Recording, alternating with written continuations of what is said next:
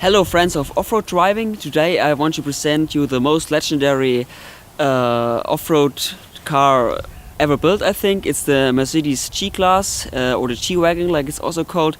And today we made our first conversion. It's the only the wheels.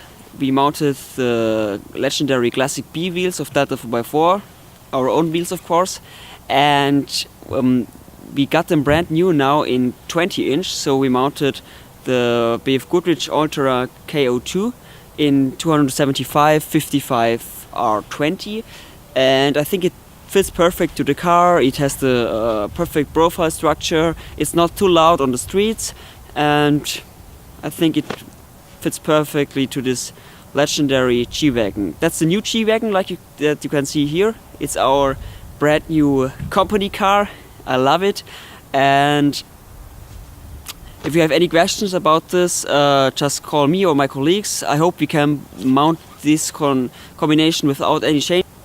We will let you know. Stay tuned.